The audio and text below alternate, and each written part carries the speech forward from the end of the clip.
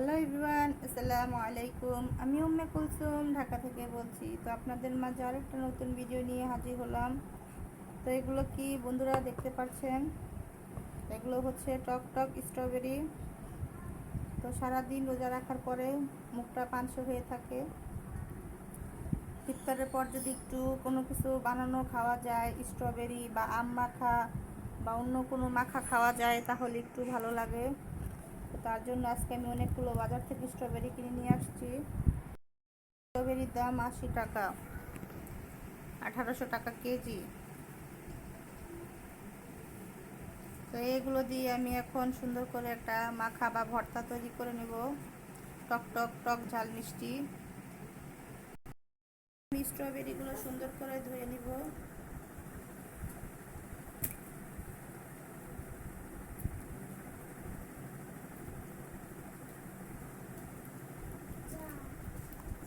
স্ট্রবেরিগুলোর ভিতরে অনেক মাটি লেগে থাকে, তো স্ট্রবেরিগুলো ধুয়ে আমি সুন্দর করে পরিষ্কার করে নিব। তো পাতাগুলো ছিঁড়ে নিব। তো ভবিষ্যতে আশা আছে আমি আমার ছাদ বাগানে স্ট্রবেরি লাগাবো। আল্লাহ যদি কখনো তৌফিক দেয় অবশ্যই লাগাবো।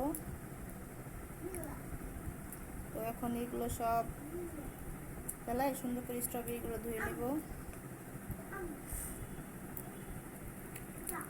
ডলে ডলে না ধুলে মাটি থাকে।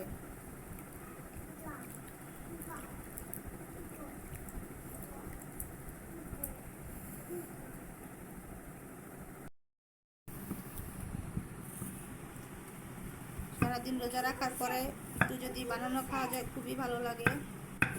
তো আমি সবসময় একটু ট্রাই করি টক কিছু খাওয়ার পরে, ইফতারের পরে ভালো লাগে। তো আমি এখন সুন্দর করে স্ট্রবেরিগুলো কেটে নিব।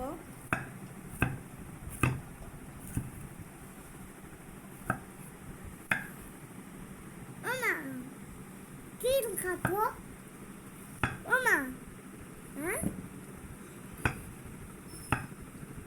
কাটে টাকা টাকা পাই না, আমি টাকা পাই না, তো আমি টাকা পাই না। কি তুমি খাবে? স্ট্রবেরি খাবে? স্ট্রবেরি খাও। তো স্ট্রবেরিগুলো সুন্দর করে কেটে নিব।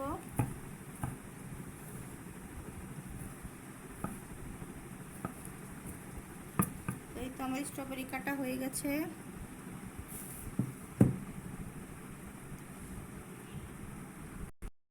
তো বাটিতে দিয়ে দেবো স্ট্রবেরি।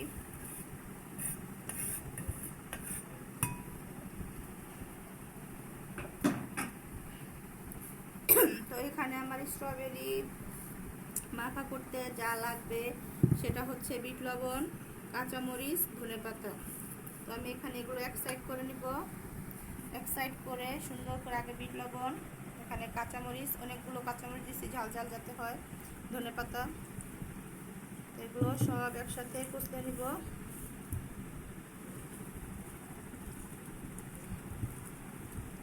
কষলে এখন মেখে নিব।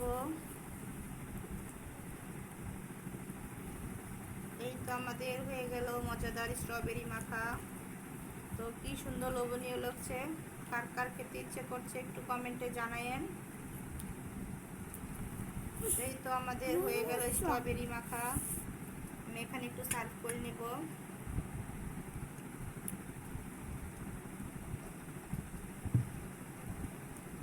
তো সবাই আমার ছেলেটার জন্য একটু দোয়া করিয়েন। আমার ছেলেটা অনেক অসুস্থ, সে এখন হেফজোখানায় পড়তেছে, তার জন্য সবাই একটু দোয়া করিয়েন, তার সামনে পরীক্ষা। তো আজ এই পর্যন্তই, সবাই ভালো থাকবেন, সুস্থ থাকবেন। আল্লাহ হাফেজ। ভিডিওটির পাশে থাকবেন। আসসালামু আলাইকুম ওয়া রাহমাতুল্লাহ।